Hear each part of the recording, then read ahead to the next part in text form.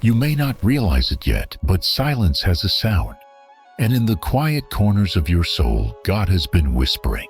You are not lost in the noise of the world. You have been set apart. To every soul worn thin by striving, to every heart quietly breaking beneath unseen battles, I speak to you now. You, the chosen of God, who have felt invisible among crowds abandoned in the pursuit of purpose. This message carries your name. Don't leave. Don't look away.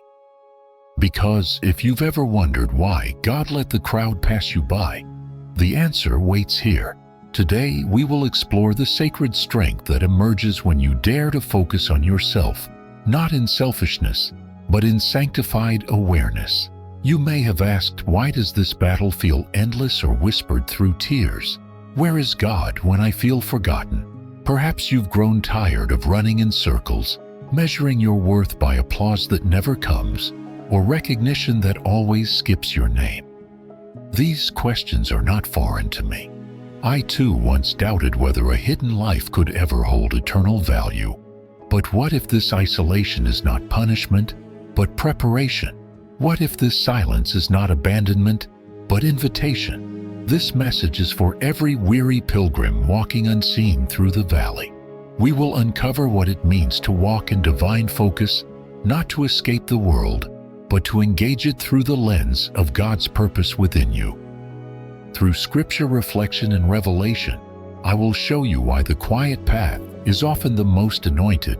Stay with me, and you will see God has not overlooked you, He has reserved you. This is not merely a speech.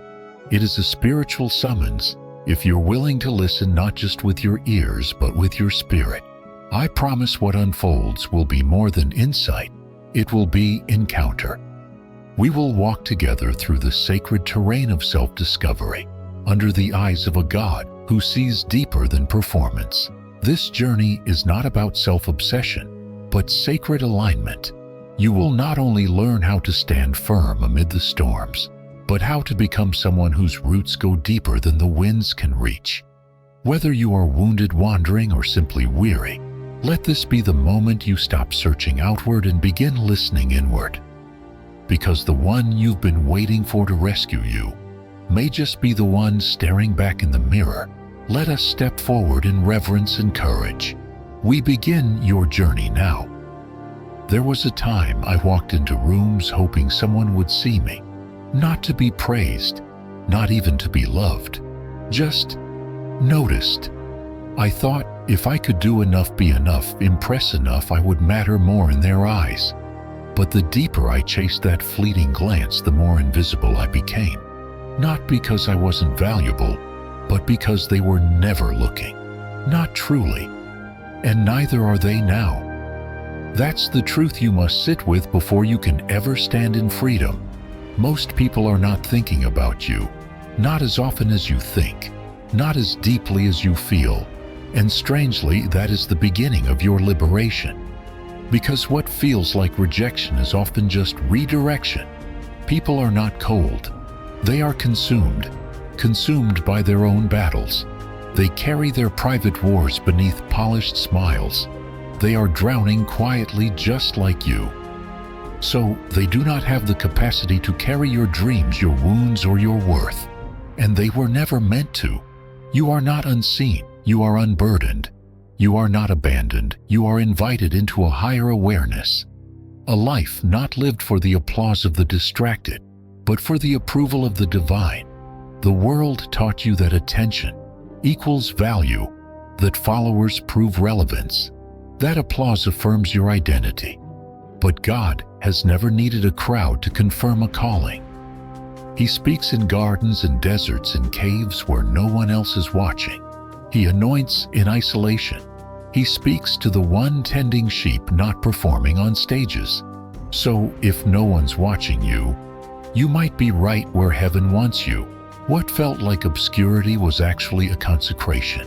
What felt like being overlooked was Him pulling you aside. You are not invisible. You are reserved. You are not passed over. You are being protected from a platform your soul is not yet ready to carry. Because sometimes what looks like delay is deliverance. Sometimes being ignored is how your heart stays whole. It wasn't rejection, it was refinement. It wasn't silence, it was sacred shielding. So stop looking over your shoulder to see who's clapping. Start listening to the whisper inside you that says, I see you, I chose you, I still do. You stayed. When others moved on to shinier things, you remained. When the room emptied and the lights dimmed, you didn't walk away from the quiet, and so the quiet began to teach you. You learned how to be still, how to wait, how to work when no one else noticed. You began to understand the difference between validation and vision. And in that secret place, something sacred started growing. Not a brand, not an audience, but a backbone, a spirit that could endure, a soul that could stand alone if needed. That is the strength of those who walk with God. You are not too late. You are not too hidden. You are not too broken to be called. The world may not remember your name, but the one who formed you has written it on his hand. You were never meant to live for fleeting glances or passing praise. You were made to move in obedience whether or not they notice, whether or not they clap. And every time you do, you shatter the lie that your worth depends on their approval. Every time you choose to focus on the work, instead of the watchers, you come back to life. I used to fear being forgotten. Now I know the truth. No one can forget what God has set apart. The less they notice you, the more space God has to move. The less they expect from you, the more heaven can surprise them. You are not here to please the crowd. You are here to fulfill a commission. And that assignment cannot be measured by metrics or mirrors. It is measured by obedience. And obedience always begins alone. So here is the truth I give you, not to hurt you, but to heal you. You may never receive the recognition you hoped for, but you already hold the recognition you were created for. The Father sees. The Father knows. The Father is not distracted, and in a world full of watchers, his gaze that sanctifies, his eyes that search your heart, his presence that never leaves even when every hand stops clapping. You are not alone. You are not a background character in someone else's story. You are not a supporting act for their validation. You are the image of God. You are His workmanship.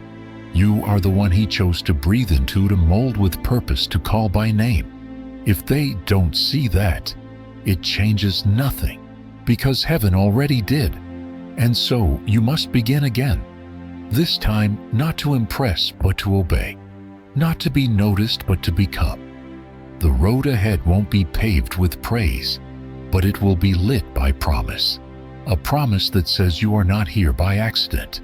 You are here to carry something holy. So lift your head, child of God, not because they saw you, but because He did.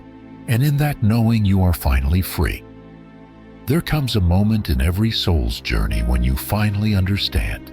No one else can carry the vision that lives inside of you.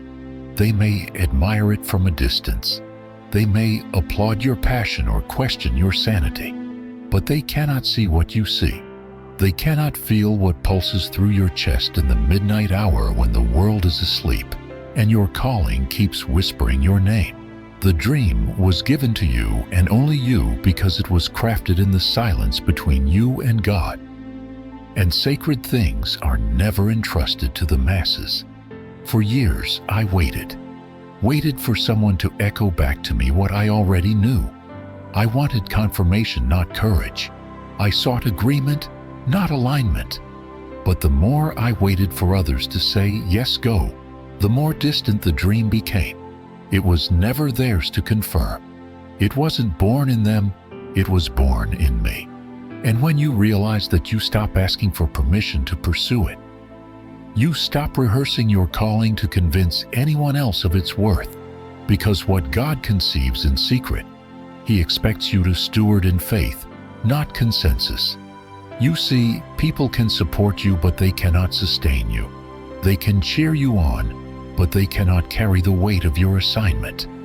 Even the most loving friends will not feel the burden like you do. They don't wake up with it burning in their bones. They don't carry it into prayer, into worship, into tears. You do. You always have. Because the dream is not just a goal, it is a mantle. It is both vision and responsibility. And it was custom made for your shoulders. That's why no one else can fully understand it. And truthfully, they're not supposed to. But this truth, if misunderstood, can breed bitterness. So hear me, their inability to see does not mean they are against you. Often, they simply cannot walk where God is asking you to go. The terrain of your purpose is too steep for spectators. It demands solitude, sanctification, and sometimes even separation. You are not being punished. You are being prepared. For those who carry oil, the journey is lonelier, heavier, but it is also holier.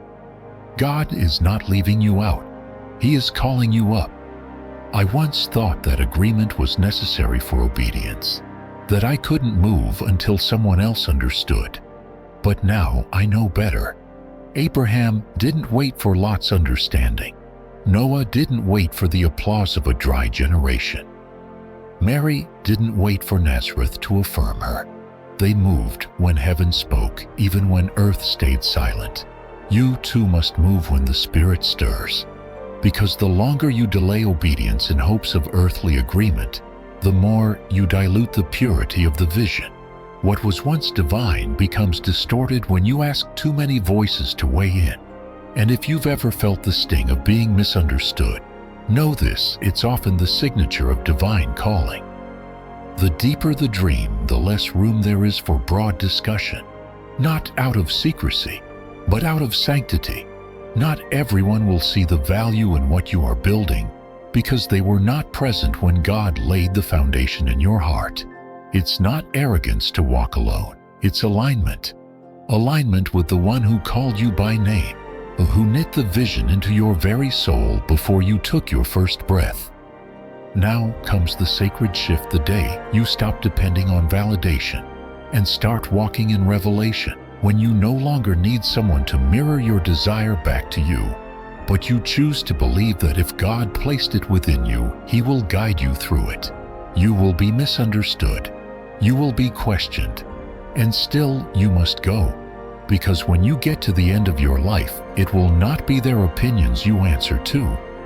It will be the one who gave you the dream and asked, "Did you trust me enough to carry it?" So don't wait. Not for applause. Not for clarity. Not for a perfect plan. Obedience is often messy. Calling rarely arrives with complete instructions.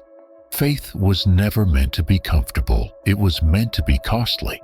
The dream will stretch you, wreck you, transform you. It will demand nights of prayer and days of labor. It will take more than talent. It will take trust. It will take discipline when you feel dry, and devotion when no fruit is in sight. But when you remember who gave you the dream, you will find the strength to keep building even in silence. And if you're still wondering whether you're strong enough, I'll tell you the truth: you're not. But grace is. Grace fills in the cracks of your courage. Grace catches you when the vision feels too heavy. Grace stands beside you when no one else does. God does not ask you to carry the dream alone.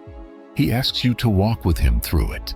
He provides wisdom when you're lost, strength when you're tired, and mercy when you fall short. He knew your weakness when He chose you. He considered your limitations and still said, "Yes, this one." So walk forward, even trembling, even unsure, even if your voice shakes and your hands are empty. Walk like someone who has heard from heaven. You may not know what's next, but you know who is next to you. And that is enough. You don't need the crowd. You don't need their map. You don't need their yes. You already have God's. And that yes, spoken before time began, still echoes in the sacred silence of your calling. You are not chasing a fantasy. You are responding to a summons. You are not delusional for believing faith has always looked foolish to those without it. You are not building in vain. You are constructing the very thing future generations may stand upon. What you build in obedience today becomes refuge for those who follow tomorrow. So do not shrink. Do not explain yourself small. Do not abandon the dream simply because others do not understand it. It is not their dream. It is yours and God's, and that is enough. There was a season in my life when I measured my progress by applause. I would write, create, speak, and then pause, not to reflect, but to wait. Wait for someone to notice. Wait for a voice to say, "Well done." It took me years to realize how quietly destructive that habit was. Not because encouragement is wrong, but because needing it can become a chain. And chains, no matter how gentle they seem, still bind. I discovered that the deepest callings often require you to move forward with no audience at all. The truth is, when you tether your purpose to the reactions of others, you will never move in fullness. You'll hesitate. You'll shrink. You'll wonder, did they like it? Did they agree? Did I go too far? And before long, your purpose becomes a performance, your voice diluted by the echo of every imagined opinion. It was only when I stopped waiting for affirmation that I began living in authority. Not the authority of position, but of clarity, knowing why I'm doing what I'm doing and for whom. Now, that's not to say I don't value affirmation, but I no longer depend on it. That's a crucial difference. I had to learn that action fueled by inner conviction is far more enduring than action fueled by outer applause. There will be seasons when the path you walk is so narrow, so specific, that no one else will recognize its beauty but you and God. If you stop to ask every passerby for directions, you'll never finish the course you were designed to run. And if I'm honest, the waiting wasn't only for applause, it was also for permission. I thought I needed someone wiser to validate the dream, someone more established to nod in agreement. But heaven had already spoken, and once God speaks, the only yes you need is the one in your own spirit. Waiting for others to believe in you before you begin is a subtle way of saying you don't yet believe in yourself. It's the fear of failing publicly disguised as humility. And fear, when dressed up as modesty, is still fear. As I moved away from needing approval, I discovered something unexpected: momentum. Progress began to accelerate, not because the road got easier, but because I stopped pausing every few steps to be seen. I stopped asking if I was impressive and started asking if I was faithful. I no longer needed to be noticed to move forward. And that shift, though quiet, was revolutionary. It changed how I created, how I served, how I endured seasons where no one was clapping. That's the mystery of faith. It does not perform for recognition. It moves in trust. Trust that the seeds you sow in secret will one day bear fruit in due season. Trust that your labor, even unseen, is never wasted. Trust that your obedience matters more than your popularity. Faith is not waiting for confirmation to begin. It's beginning with conviction, even when the landscape looks barren. That is the walk of the faithful, and that is the journey I believe you were called to. Still, there is a cost to that kind of living. You'll be misunderstood. People will question your motives. Some will say you're too bold. Others will say you're not doing enough. But their confusion is not your cue. Their silence is not your ceiling. You were never designed to be defined by the volume of their approval. You were crafted by the whisper of the Almighty, and His whisper outweighs every shout this world could ever offer. So take the step, write the chapter, launch the dream. Speak the truth, do the work, and do it because it is right, not because it is celebrated. I can promise you this celebration may come, but it must never be the fuel. The only sustainable source for perseverance is purpose, and purpose rooted in divine calling will outlast every trend, outshine every doubt, and overcome every resistance, because it is not man-made, it is God-breathed. When you act without waiting for others, you reclaim your God-given agency. You say, with your life, I will not be held hostage by the need to be seen. And in that defiance, you become free. Free to make mistakes, free to grow, free to follow the still small voice within you that keeps calling you forward, because forward is where the promise lives. Not in the past where they misunderstood you, not in the present where they may ignore you, but ahead in that place where obedience meets reward. The world may never fully understand why you do what you do, but they don't need to. God does. And you do. That is enough. Because in the end, your life will not be measured by how many people applauded, but by how faithfully you pursued what was placed in your heart. The quiet victories, the unseen persistence, the decisions you made when no one was watching. These are the moments that define legacy. You are not selfish for prioritizing purpose. You are not arrogant for trusting your own voice.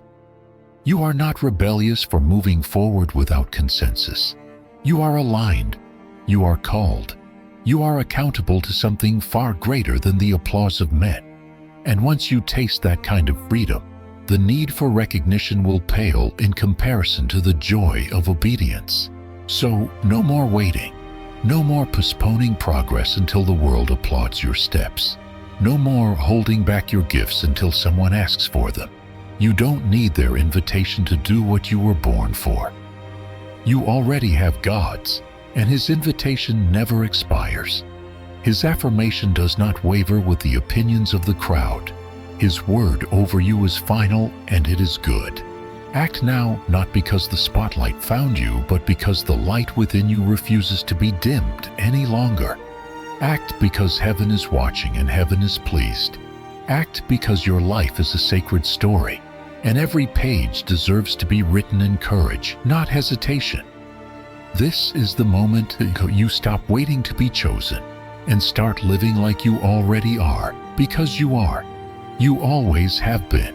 You are chosen, seen, equipped, and empowered, and the world may never fully know what it cost you to obey, but eternity will, and that, my friend, is enough. There was a winter in my soul when nothing stirred. The pages I once filled so easily lay blank. The words, once vibrant and alive, retreated into silence. I searched for someone to reignite the fire I had lost, hoping their belief might replace my weariness. But no one came. No hand reached down to relight the candle. That was when I learned one of the hardest truths in the journey of purpose. No one else is responsible for your flame. No one else can keep your fire burning. That is your sacred task. And once I understood that, something in me shifted. I realized that motivation is not a lightning bolt from the heavens.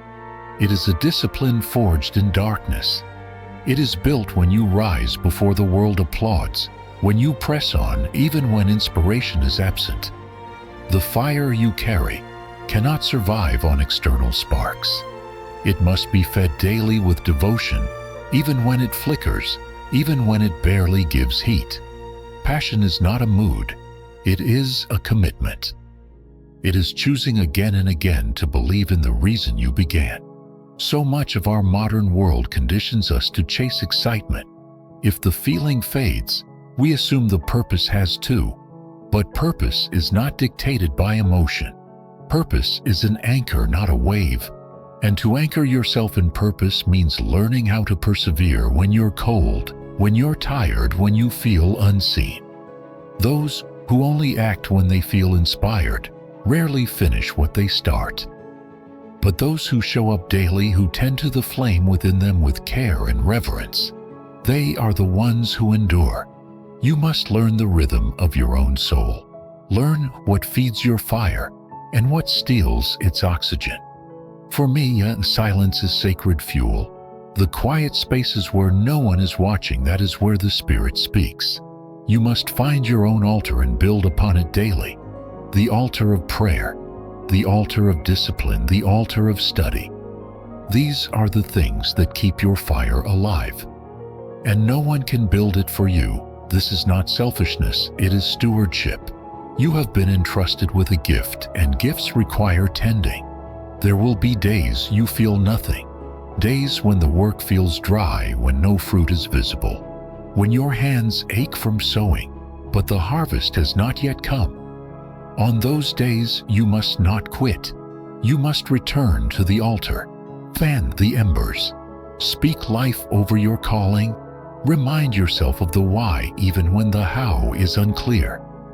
This is where character is formed.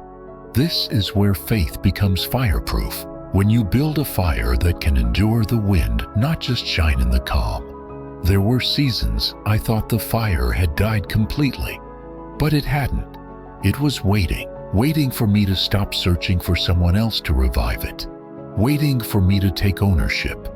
And when I did, when I stopped blaming the silence and started listening to it, I found the flame again, not in applause, not in affirmation, but in the deep quiet, knowing that I was made for this, that this work, though unseen, was sacred, that even if no one ever acknowledged it, God had. You may be walking through a dry place now, wondering if your passion has abandoned you, but perhaps it hasn't. Perhaps it's simply evolving. Passion grows up. What began in bursts of inspiration matures into steady resolve. The emotions that once fueled you may no longer be enough. And that is not a sign to quit. It's a call to go deeper, to move from motivation into mission, from feelings into faithfulness. This is the transition from excitement to endurance. But endurance must be fed, not with noise, not with performance, but with vision. Revisit the vision often, write it down, speak it aloud, pray it back to the one who gave it. Keep it close when doubt comes, because doubt will come, and when it does, it will try to extinguish what God began. That is when your devotion must burn brighter than your discouragement. That is when the fire within must be stronger than the fear outside. No one will chase your dream for you. No one will carry your purpose through the storms. This calling requires you, fully engaged, fully committed, and yes, sometimes fully exhausted. But remember, exhaustion is not failure. It is evidence that you've been working the field. Take rest, but do not surrender. The fire within you is still alive. It just needs tending. It just needs truth. You are not finished because you feel tired. You are being fortified.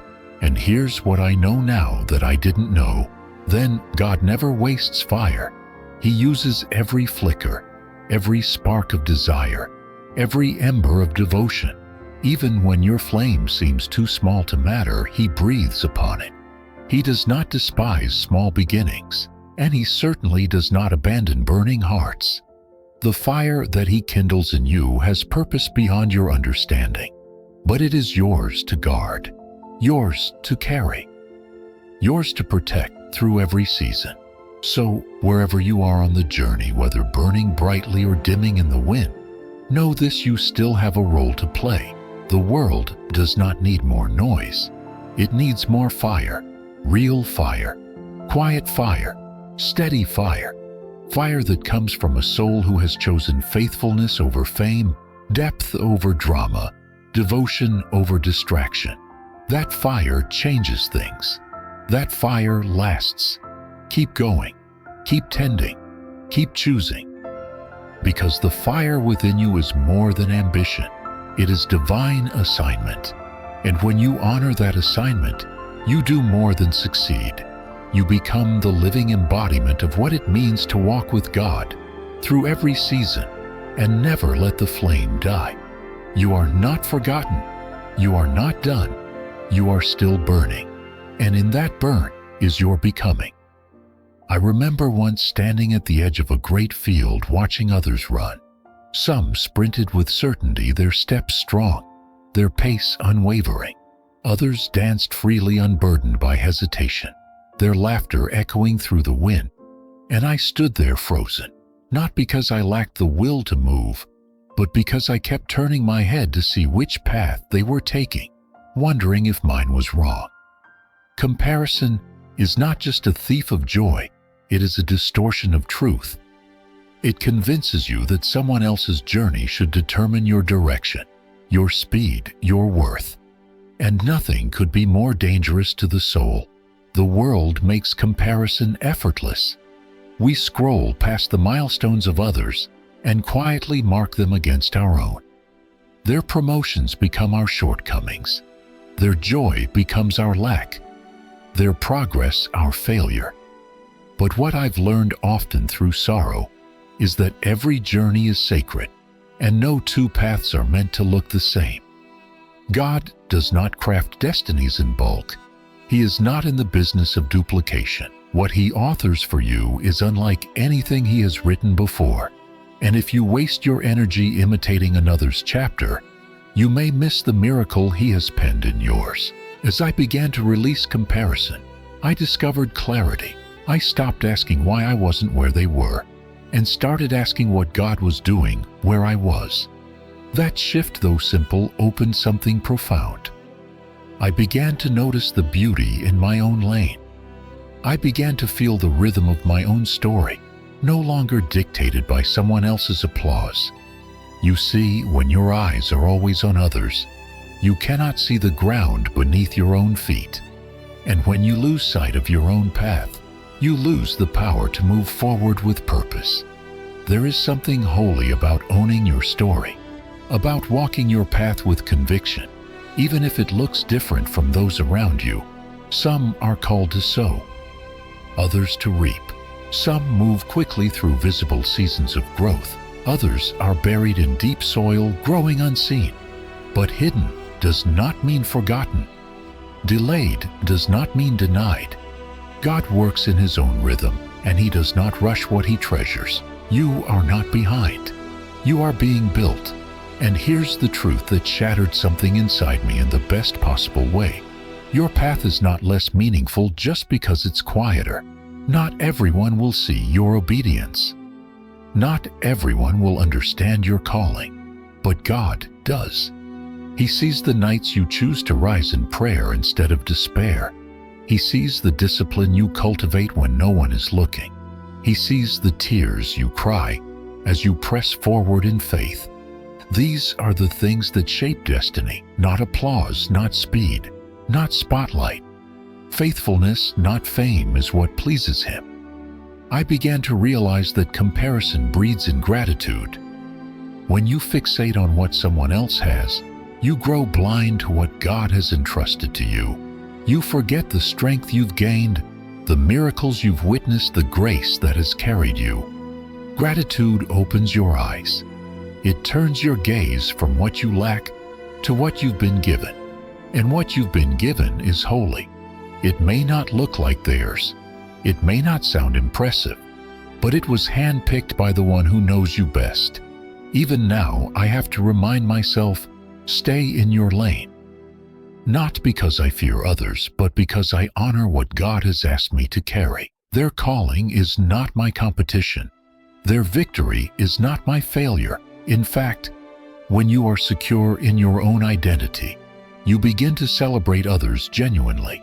You see their success as evidence of what's possible, not as a threat to your significance.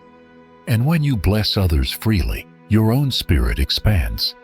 To focus on your journey means you must quiet the noise.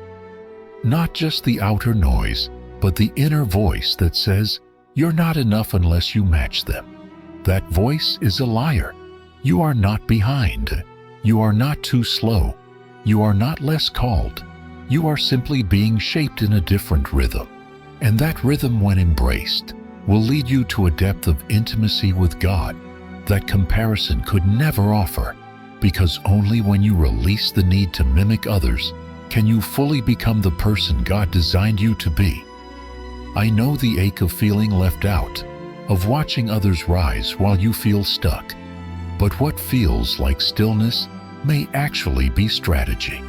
What feels like silence may be God's gentle way of drawing you deeper. He has not forgotten your dreams. He is preparing you to carry them well. And preparation often looks like obscurity. The wilderness is not a curse, it's a classroom. And in that classroom, you learn how to walk with God, not just with crowds. So stop measuring your progress by their timelines. Stop shrinking your dreams to fit someone else's comfort. Stop silencing your voice because theirs sounds louder. Your voice was created with purpose. Your journey is unfolding with divine timing. You don't need to rush. You don't need to compete. You simply need to trust. Trust that what He's building in you will stand. Trust that the slow burn leads to lasting fire. Trust that you don't have to look like them to be faithful. The greatest freedom I've found is this: I don't have to keep up. I only have to keep going. I don't need to impress. I only need to obey. I don't need their path. I have mine, and it is enough. So I walk now with a quiet resolve. I no longer glance sideways. I no longer seek approval from paths not mine. I focus. I follow. I stay close to the one who knows where I'm going even when I do not. You are not their story. You are not their speed. You are not their voice. You are yours. Beautifully, wholly, divinely yours. Embrace that truth and walk it out fully, freely, faithfully. Because there's a lane with your name on it, and it leads exactly where you're meant to go. I used to think confidence was a voice, loud, commanding, unapologetic. I believed it arrived with the entrance of applause, that it could be constructed from praise, reinforced by admiration, and fed by approval. But time, long quiet time, taught me something different. Real confidence does not echo back from the outside. It rises from within. And unless you find it there, you will spend your life performing, not living. There is a kind of strength that blooms in solitude. When you are no longer affirmed by the voices of others, you begin to listen to the deeper voice inside. That voice doesn't shout. It doesn't flatter. It speaks with truth, sometimes uncomfortable, always necessary. It's the voice that asks, "Who are you?" when no one is clapping. That question haunted me once, but now I see it as holy, because the answer reveals everything. You were not created to live off borrowed validation. When your worth depends on others seeing you, you become a mirror, not a person, reflecting what they project, never revealing who you are. True confidence means you can walk into a room without needing the room to affirm your presence. You know who you are before anyone says a word, and that knowing frees you. As I journeyed through seasons of silence, I realized how much of my early confidence was performative. I felt bold only when I was successful. I felt worthy only when I was praised. But those are unstable anchors. When they fail, and they will, you sink. I had to detach my identity from applause. I had to learn to stand even when no one was watching. That was when I began to build something deeper. Not charisma, not image, but character. The transition from approval-seeking to self-assured living is not easy. It requires unlearning. It requires silence. It requires disappointment. You must be willing to feel the sting of being misunderstood. You must withstand the ache of being overlooked, and you must resist the temptation to shrink yourself just to be accepted. You will not always be chosen, but you are always worthy. The two are not the same. And once you grasp that, you begin to walk differently. Confidence rooted in truth is unshakable. It is not arrogant. It is not aggressive. It is calm, steady, grounded. It does not beg to be noticed because it knows it belongs. And that kind of confidence does not grow in the spotlight. It is forged in the dark when you keep showing up, keep building, keep believing even when the world is silent. Even when the voices say you're not enough, you answer back not with noise, but with presence, with perseverance, with quiet fire. You are not defined by how others perceive you. Perception is a shifting thing filtered through their wounds. their expectation, their limits. If you tether your worth to how someone else sees you, your identity will rise and fall with every mood, every opinion. But when your confidence is anchored in your design, who God created you to be, you find stability. You no longer bend with the winds of public opinion. You root yourself in something eternal.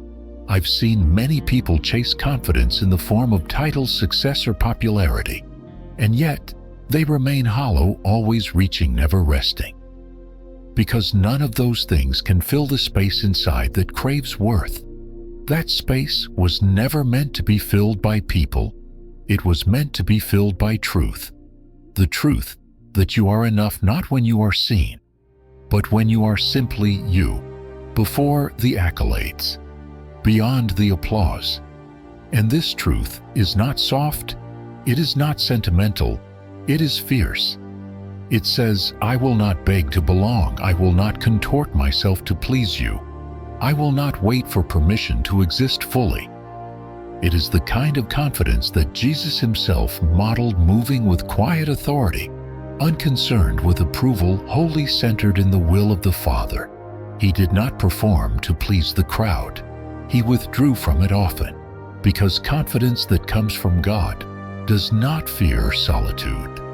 You are not arrogant for trusting your voice. You are not delusional for believing in what God placed inside you. You are not too much for standing tall in a world that profits from your insecurity. Confidence is not pride, it is alignment. When you know who you are and who sent you, you no longer need external proof to validate internal purpose. And when you live from that place, you begin to walk with a weight that cannot be shaken. But this kind of confidence must be nurtured. You cannot simply declare it. You must cultivate it. Speak truth to yourself. Guard your heart from toxic comparison. Surround yourself with voices that call out your identity, not because you need their validation, but because you value their witness. Even Jesus allowed 3 to walk closely. Even he asked, "Who do you say I am?" But hear this clearly, he did not become who he was because of their answer. He already knew. And so do you. Deep down, beneath the doubts, beneath the questions, there is a knowing, a holy certainty that your existence is not random, that your gifts are not accidents, that your voice was meant to be heard, not just echoed. You must choose to believe that, even when others don't, especially when they don't, because one day they will. One day the fruit of your quiet confidence will be undeniable, but by then you won't need their recognition. You'll already be rooted. And in that rooting, you will inspire others not because you sought to impress them, but because you gave them permission to be free. I no longer live for applause. I live for peace. I live for purpose. I live for the quiet joy of knowing I am walking in alignment, even if the world never sees. And that is enough.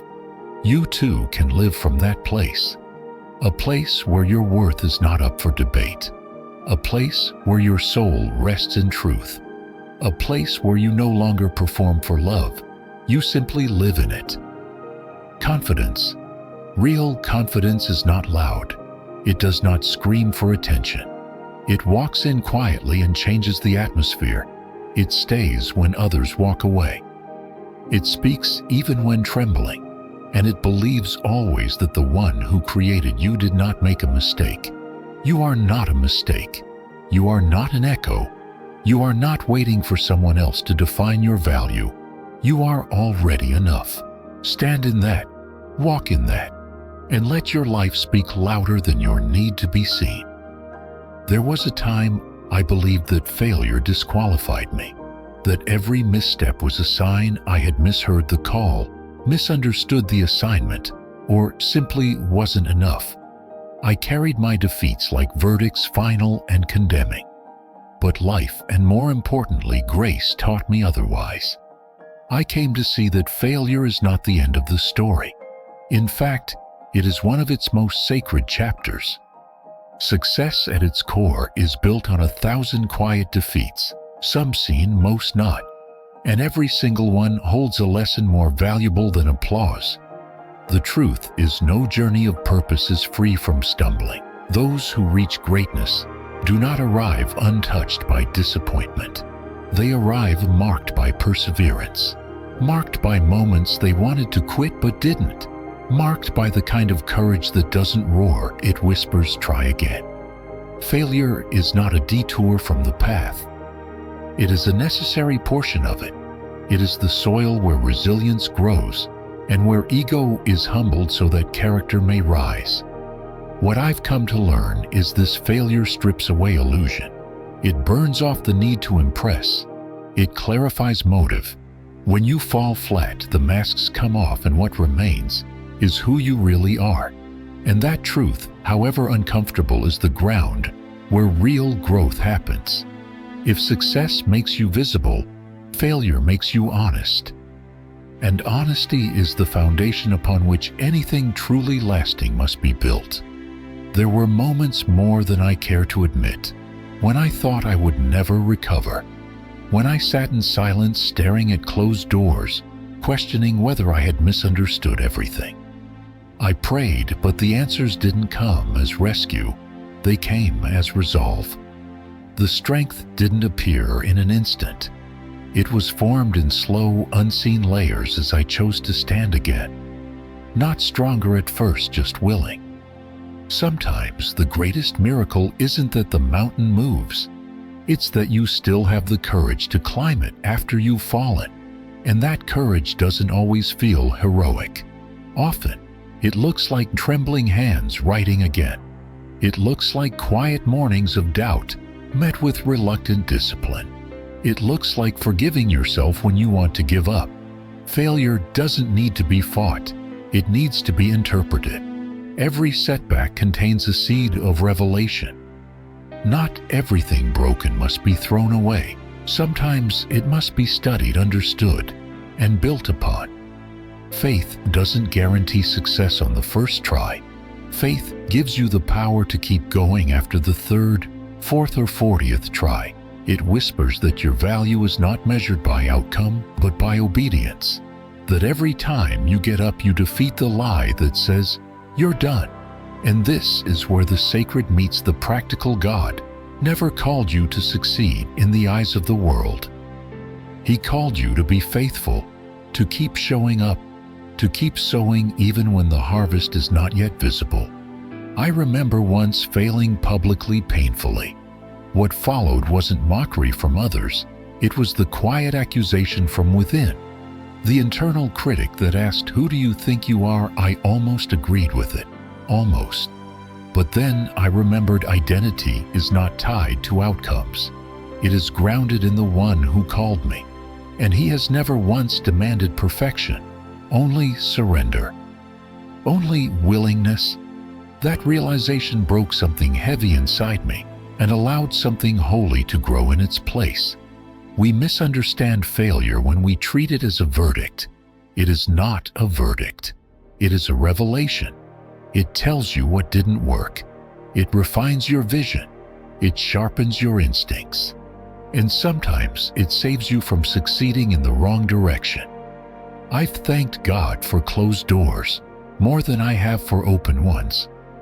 Because some doors would have taken me to places my character was not yet built to survive.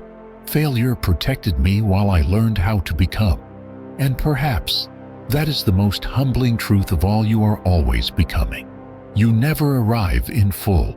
You grow slowly through falls and recoveries. The goal is not to be flawless.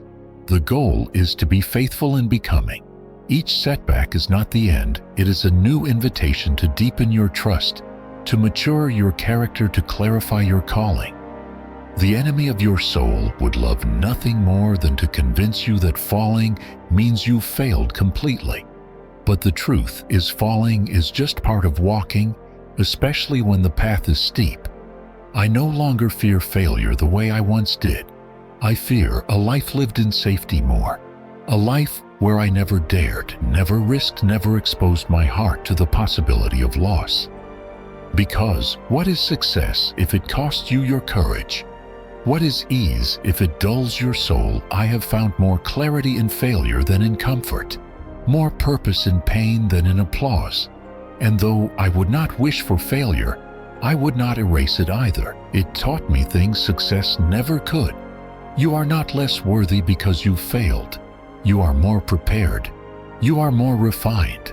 You have scars now, but they are sacred. They tell a story of someone who kept showing up, who kept believing, who chose to rise, even when there was no guarantee of reward. And that story, your story, is holy ground. So, if you're in the midst of defeat, now take heart. This moment is not the end. It is a place of forming, a place where pride dies and endurance is born. You are being shaped, not shamed. Your destiny is not behind you, it is still unfolding. And with every brave step you take forward, even through fear, even through failure, you honor the call on your life. You may not feel strong. You may not see progress. But if you are still breathing, still believing, still willing to begin again, then you are already victorious. Because the enemy is not failure. The enemy is finality. And as long as you keep moving, you are walking in faith. Keep walking, keep learning, keep rising. Because one day, the lessons carved in your valleys will become wisdom on your mountaintop. And it will all make sense. Not because it was easy, but because it was worth it. Success once looked like a finish line to me. A moment, a milestone, an arrival point where everything would make sense and all pain would be justified by the reward. I was taught subtly and steadily to believe that success was something you reached, something you earned, something you proved. But life and God, in His patient wisdom, redefined it entirely. What I once called success, a destination, I now understand to be a direction. Not where you land, but how you walk. Not what you gain, but who you become along the way. This revelation didn't come through victory. It came in the long, slow walk between beginnings and endings. It came through disappointment, through detours, through seasons where nothing looked like progress, but everything was being formed inside of me. I learned that success is not always visible. It often hides in the unseen places, the unseen choices, the quiet faithfulness, the sacrifices no one applauds. Success is obedience. Success is endurance. Success is waking up and doing what is right, even when no one is watching. The world measures success by outcomes, the trophy, the promotion, the applause. But heaven measures by transformation. Who did you become in the process? Did you grow in compassion? Did you persevere in integrity? Did you trust when you couldn't trace the plan? This is not the kind of success that can be captured in a headline, but it is the kind that builds character and sustains purpose. I've seen people achieve everything they wanted and remain empty. I've also seen others walk paths filled with loss and yet emerge radiant because they let the journey shape them into something holy. There's a beauty in the becoming. And once I slowed down enough to notice it, I began to see my journey not as a delay to success, but as success itself. The lessons I learned in the valleys, the patience, the humility, the prayer, those were not side effects. They were sacred fruits. They made me richer than any outcome ever could. And I began to feel something unexpected: gratitude. Not just for the victories, but for the struggle, for the uncertainty, for the long nights that taught me how to listen. Gratitude turned my eyes from what was missing to what was already present, and what was present was enough. Gratitude is a lens. It shifts your view from scarcity to substance. It reminds you that success is not found only in reaching the mountaintop, but in the steps that get you there, even the faltering ones, even the backward ones. When you look through the eyes of gratitude, you begin to see your life as a series of divine appointments, each one designed not just to move you forward, but to shape you within. Suddenly, the process matters. Suddenly, the small moments count. I remember a particular season when everything felt stalled, doors closed, dreams deferred, prayers unanswered. I began to question everything, but in the silence I heard a whisper, "This is part of it too." And it was. It always is. The waiting, the wrestling, the wondering, these are not signs you've strayed from the path. They are often signs you are right where you need to be. Because the greatest lessons are not taught at the summit. They are carved deep in the quiet earth of perseverance. And so I began to redefine what it meant to succeed. No longer tied to outcomes, my definition became relational. Relational with God, relational with others, relational with myself. Success meant staying soft when life tried to harden me. It meant being faithful with little when I desired much. It meant refusing to let the bitterness of delay poison the beauty of becoming. Success became less about getting there and more about staying true. This shift didn't make the journey easier, but it made it meaningful.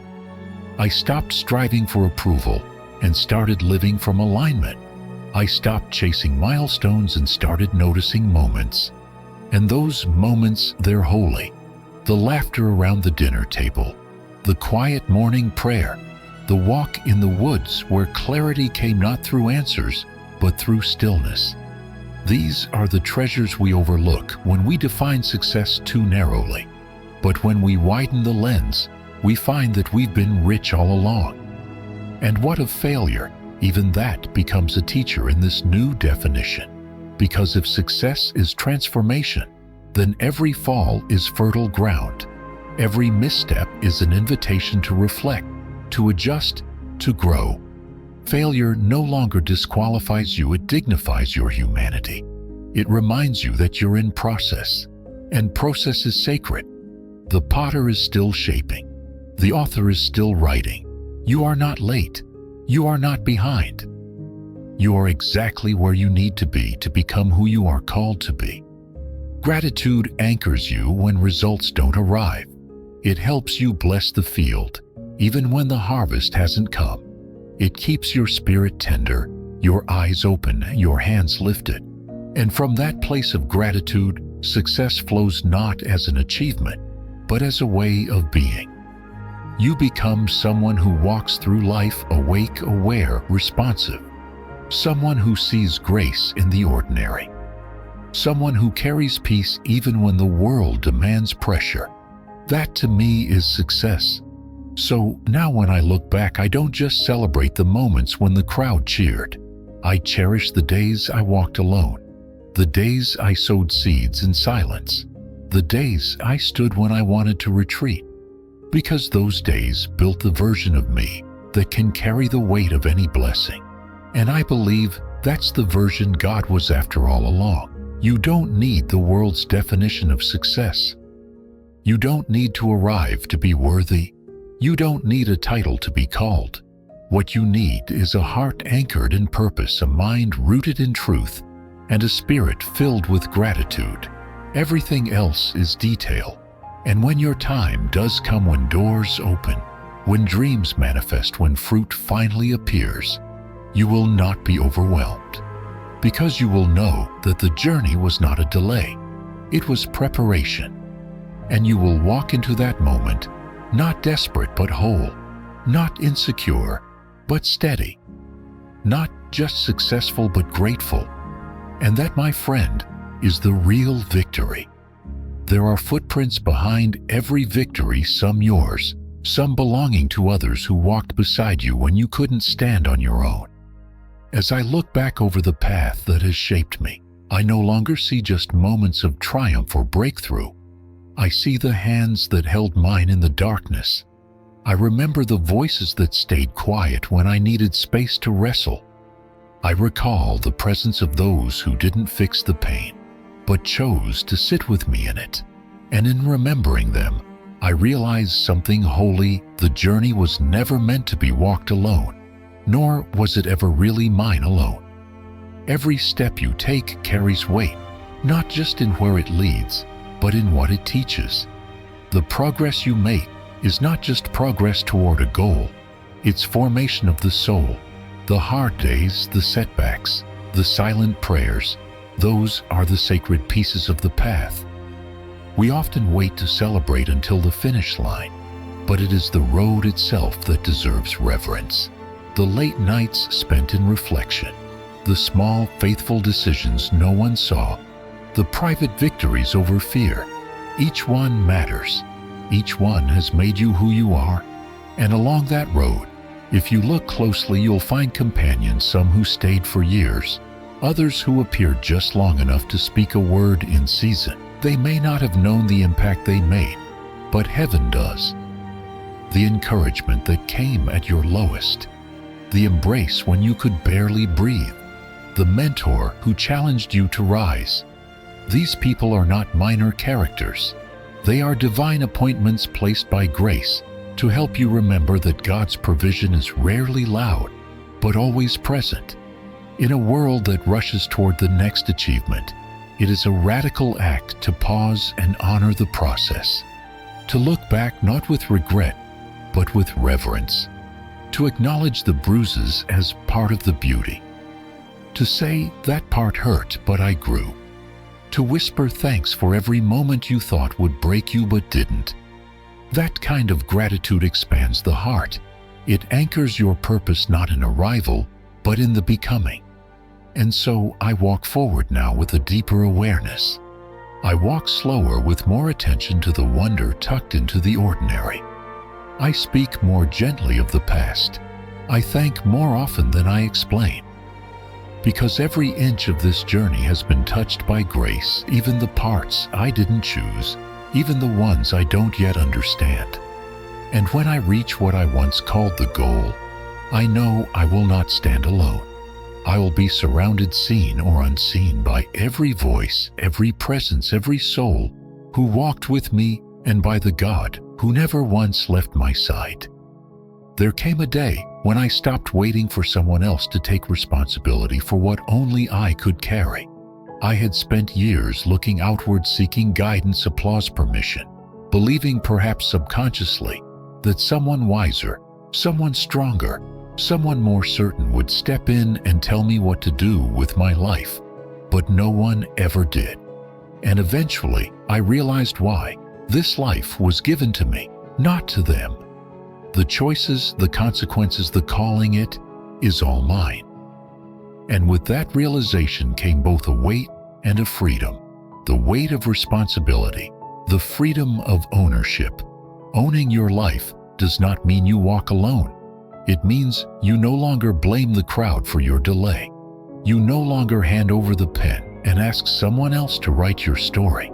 It means you wake up each day knowing that the direction of your soul depends not on their approval, but on your obedience. You stop blaming your upbringing. You stop waiting on affirmation. You stop shrinking because someone else is uncomfortable with your growth. You say, this is my life. I will live it and I will answer for it. That is not arrogance. That is stewardship. For a long time, I searched for validation in quiet, unspoken ways. I disguised it in questions, cloaked it in humility. But the root was the same. I didn't want to move until someone else said I could. I feared being wrong more than I desired to be true. And so I stood still, waiting, hoping someone would notice the potential and pull me forward. But purpose does not work like that. It rarely arrives with fanfare. It often whispers in solitude, daring you to believe without applause. And if you wait for someone else to recognize what God has shown you in secret, you may wait forever. There is a holy power in learning to validate your own path, not by pride, but by prayer, not by stubbornness, but by surrender. When you know in your spirit that the steps you're taking are ordered, you no longer need every voice to agree. You can hear their concerns without being controlled by them. You can bless their intentions without being bound to their expectations. And you begin to walk not recklessly, but boldly. Because you know this God entrusted this life to you, and He intends for you to live it with courage. responsibility and freedom are inseparable companions. The more you own your choices, the more you reclaim your agency. The more you release your need for applause, the more you uncover your true voice. The path of least resistance often leads to regret, but the path of integrity, the one you forge through ownership, discipline, and trust, leads to peace. Not ease, but peace. And that peace is priceless. I have found that people may walk with you, but they cannot walk for you. They may love you, support you, encourage you, but they cannot bear the weight of your decision to rise. That decision must be yours. When the night is long and the path unclear, when fear tells you to quit and shame tells you you're not enough, it will be your voice, your resolve, that determines whether you stay or press on. And that is where spiritual maturity begins, not in knowing everything, but in choosing to take the next step anyway. I no longer need every hand to clap when I move. I need only to know that I am moving in alignment with the one who called me, that knowing is my compass, that intimacy is my strength. I used to fear disappointing others. Now I fear disappointing the purpose that breathes within me, and so I walk, sometimes unseen, sometimes misunderstood, but always accountable, not to them, to the truth that lives inside. You are not waiting for permission. You are not too late. You are not dependent on their approval. You are responsible. You are equipped, and most of all, you are chosen. This is your life, and you are the one who must live it with faith, with fire, and with full responsibility for who you are becoming. The world may never understand, but heaven already does, and that is enough. There was a time in my life when the quietest prison I lived in was built not by bars of steel, but by the invisible weight of others' opinions. I didn't realize it then. I thought I was simply being wise, careful to get input, thoughtful about others' perspectives. But the truth was more painful. I was waiting for someone else to say I was enough, waiting for their nod before I moved forward, waiting for a sense of approval that never truly came. And in that waiting, I handed over the most sacred gift God ever gave me: authority over my own life. It's subtle at first, this giving away of power. It hides under the guise of humility or community. You think you're being careful, but slowly, quietly, your decisions become shaped more by what will be accepted than by what is aligned. You edit your dreams, you shrink your voice, you delay your obedience, and all because you've confused agreement with affirmation. But here's what I've learned through fire and silence alike: no one else was given your vision. And if you wait for the world to approve what only God has assigned, you may never begin. This realization was not comfortable. It dismantled parts of me I thought were noble, but nobility that keeps you bound is still bondage. And seeking validation from others is often just a well-dressed fear, a fear of being wrong, a fear of standing alone, a fear of disappointing those whose approval you crave. But you cannot serve God and that fear at the same time. Eventually, one voice must be louder, one must lead. And if it is not His, you will live a life of quiet compromise. There is a high cost to needing constant affirmation. You will second-guess what your spirit knows to be true. You will walk in circles, hesitating at every crossroad, waiting for a crowd that was never meant to journey with you. You will silence parts of your soul to remain acceptable. And worst of all, you will begin to forget how to trust your own discernment. You'll forget that God speaks to you, that He leads you directly, that He doesn't need to send His message through 100 people before you're allowed to believe it. This is where faith must become mature. Not childish faith that only moves when confirmed by consensus, but grown faith, deep, unwavering, and sometimes lonely. The kind of faith that walks even when misunderstood, that believes even when doubted, that stands even when others sit. True faith takes back the pen and writes forward, trusting that the author who began the story will finish it even when others question the plot. When you stop seeking constant approval, you begin to live from a deeper source. You start to breathe freely. You start to hear God more clearly. Your vision becomes sharp. Your decisions become firm. Your pace steadies.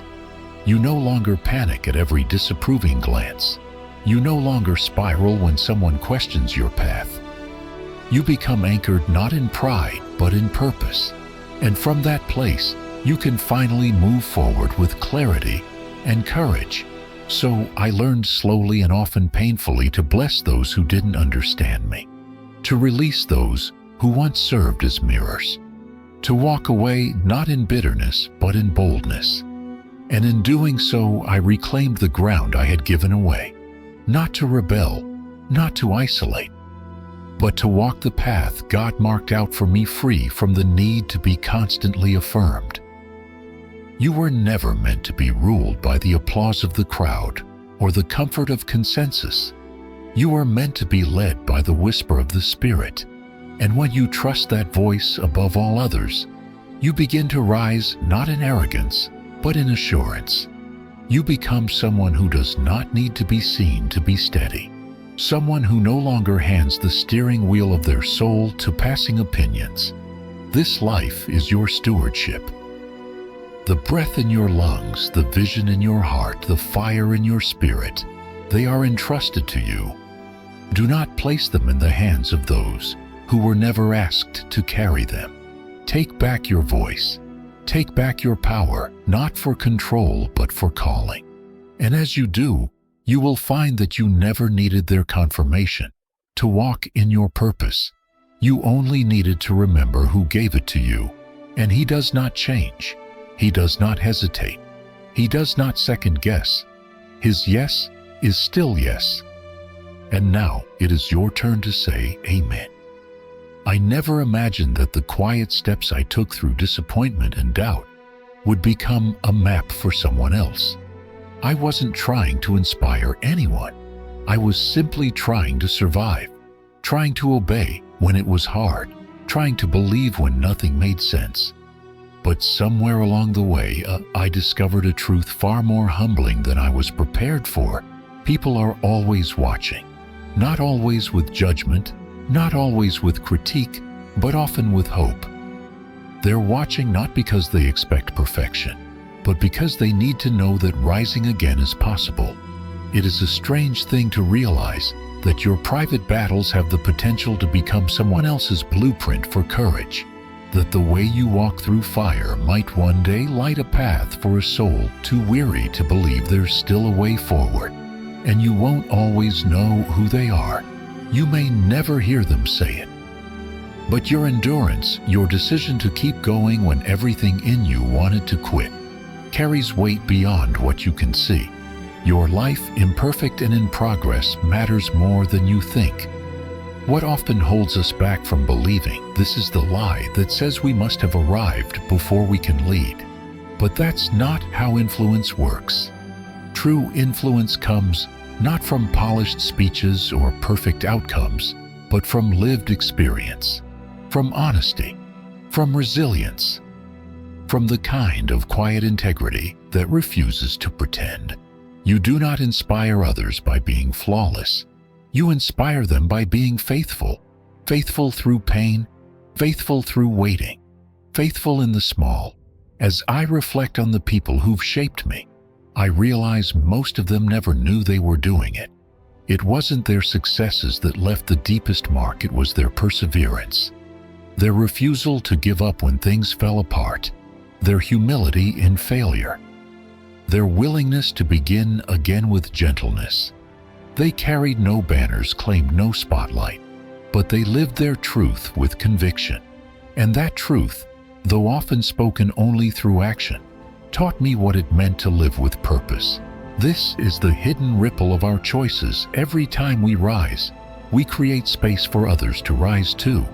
Every time we speak truthfully, we make it easier for others to speak their own. Every time we forgive, believe, serve, or dream, we plant seeds We may never see bloom, but seeds that will grow nonetheless. Influence is not always visible. It is often quiet. It moves like wind through the trees, unnoticed in the moment, but changing the landscape over time.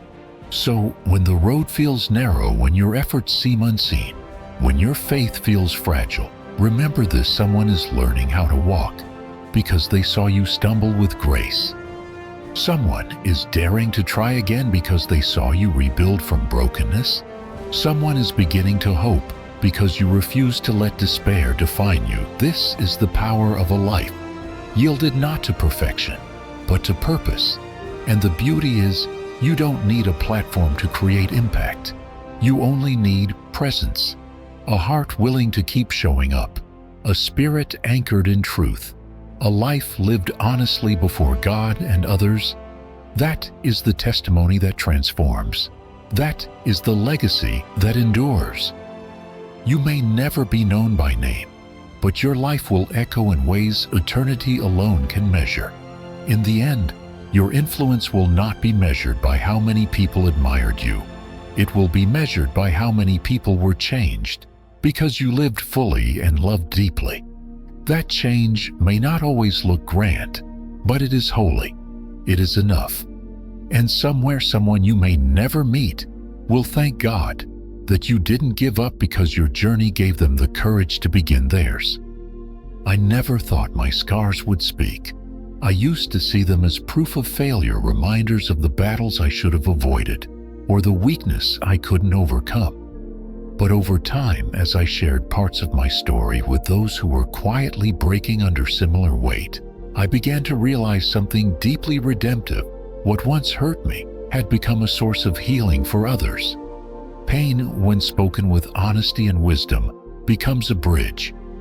And sometimes the very thing you wish you could erase is what someone else needs to hear in order to hold on. It's a humbling thing to discover that your story, in all its mess and mystery, can become a lantern for someone else's darkness. We don't need polished answers or perfect resumes to be of value. What we need is truth, lived truth, the kind that comes from tears behind closed doors and prayers whispered through clenched teeth. The kind that doesn't pretend to have it all together, but has seen the hand of God hold it together anyway. When you share that kind of story, it resonates deeper than advice ever could. But this kind of sharing takes courage. We're often afraid to speak of our weaknesses. We fear judgment. We fear being misunderstood. We worry that if people see the real us, the struggling us, they'll turn away. What I've found is just the opposite. Vulnerability draws people closer, not to glorify suffering, but to say, you're not alone. There is something profoundly sacred about being seen in our humanity and still being loved.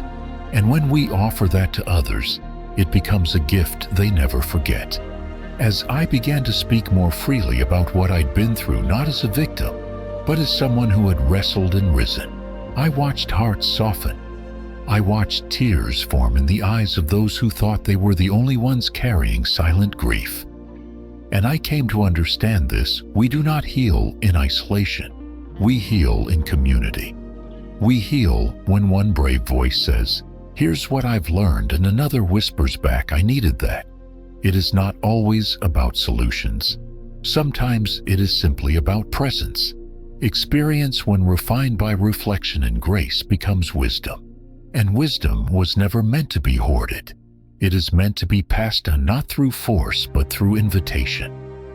When you share what God has done in you, how He has walked with you through the fire, how He taught you to breathe again after the storm, you are not boasting. You are building. You are building hope in someone else's heart. You are offering a glimpse of what redemption looks like in motion. And it doesn't require a stage or an audience.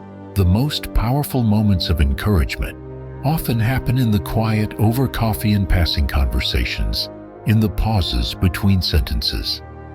You may never know the full impact of your words, but heaven does.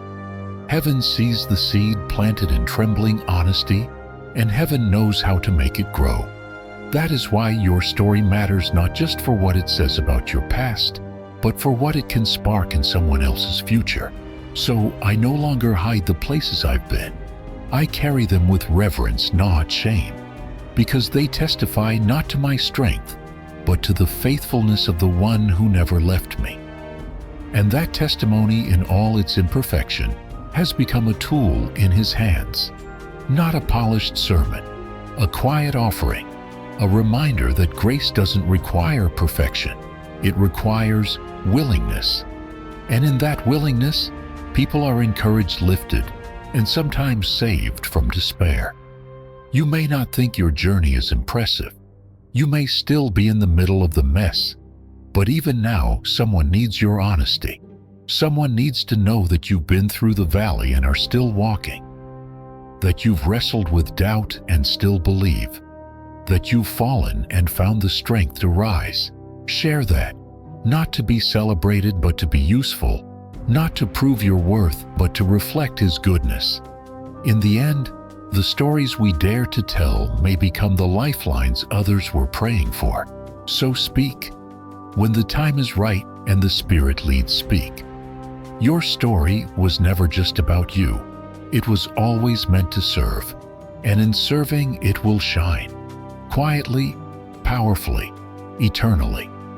I used to think courage was loud, that it looked like shouting in the face of danger or standing tall without trembling. But over time, I learned that most of the bravest people I've known were not the ones who made noise. They were the ones who kept moving, even as their hands shook. I have walked through rooms filled with fear and seen the kind of courage that whispers rather than roars. It is not the absence of fear that defines bravery. It is choosing to act while fear is still in the room. Fear, I've discovered, is not the enemy we often assume it is. Fear is a signal, evidence that what we are about to do matters. It reveals our vulnerability. It exposes our longing for control, and it invites us to trust beyond what we can see. If fear always kept us from moving, we would never become who we were meant to be. Growth, after all, lives on the other side of risk, and every calling worth following will eventually lead us to a threshold where comfort ends and courage must begin. The most honest prayers I've ever prayed were born in fear. Not elegant words, but breathless ones. God, I don't feel ready. I don't know how. What if I fail? And I've never heard Him rebuke those prayers. Instead, I sensed the same quiet answer again and again. I know you're afraid. Do it anyway. And so I did. Not because the fear vanished, but because I refused to let it decide for me. Obedience is rarely free from fear. It simply requires that fear not sit in the driver's seat. This is where courage finds its deepest roots in faith. Not faith in outcomes, but faith in presence. Faith that we are not walking alone. That even if we fail, we fall into grace. Courage doesn't guarantee the results we desire, but it opens the door for God to work through our willingness. I've found that He rarely demands certainty before calling us forward. He asks for trust. And trust, when practiced daily, becomes a habit of holy defiance against the lies of fear. It's easy to admire courage in hindsight, but in the moment, it doesn't feel heroic. It feels raw, exposed, unsteady. It feels like stepping onto water with nothing beneath your feet. Yet that is the very place where miracles are born. If you wait for confidence before you move, you'll stay where you are. But if you choose to walk while afraid, you will begin to see that courage is not a destination. It's a decision repeated over and over again. There are things in your life right now that fear has tried to keep buried. Dreams that haven't seen the light, conversations you've avoided, risks you've calculated away, but the call remains. The invitation still stands, and you don't have to wait for fear to leave. You simply have to tell it, you may walk beside me, but you will not lead me. When you speak to fear with that kind of resolve, something shifts in your soul. you begin to reclaim ground that fear once occupied. And in time, as you walk forward, you begin to realize that courage changes more than circumstances. It changes you. You become bolder, not because life becomes easier, but because you've built resilience in the fire. You learn to trust the voice of God above the voice of fear. And that trust becomes a shield not against hardship, but against paralysis. Because fear will always knock, but it no longer has to be answered. So I walk on, still trembling sometimes, still uncertain, but always willing. Because I have seen what happens when courage is chosen, not felt. I have seen doors, open hearts healed and purpose awakened, not because I was fearless, but because I was faithful. And that kind of faith, quiet, imperfect, persistent, is the seed from which all real transformation grows. You do not need to be fearless to move forward. You only need to be honest, open, and obedient. The bravery you seek is not beyond you. It is already within you, waiting for a reason to rise. Give it that reason. Speak truth in fear's face. Walk forward with knees still shaking, and trust that every trembling step is sacred, because it was made in spite of fear, not in its absence. That is what true courage looks like. That is what makes it holy. Fear has never been a stranger to me, and it often arrives before every great decision, standing just close enough to whisper doubt, but never so far that I can pretend it isn't there. And for years, I believed the lie that fear was a sign to stop, that if I were truly ready, I would feel bold, certain, unshakable. But I've since learned that fear is not the end of the path, it's the door. And the only way through is forward. There's a kind of growth that only comes from walking through what terrifies you. You don't read your way into strength. You don't theorize your way into courage. You earn it by movement, by choosing to go one step further than fear told you was safe. Every dream worth carrying will take you into unfamiliar territory, and fear's voice will grow louder the closer you get to the edge of possibility. That's how you know you're near something sacred. I've found that God often hides growth behind risk. He does not remove fear, but He does redeem it. What once felt like a wall becomes a threshold. What once made me tremble becomes the very ground where I stand taller. You cannot outrun fear, but you can outgrow it. And that outgrowing begins with a decision not to wait for courage to appear, but to walk, even when your hands are shaking. In that trembling obedience, something extraordinary takes root. Each time I chose to keep going, despite the anxiety in my chest or the uncertainty in my mind, I became more than I had been.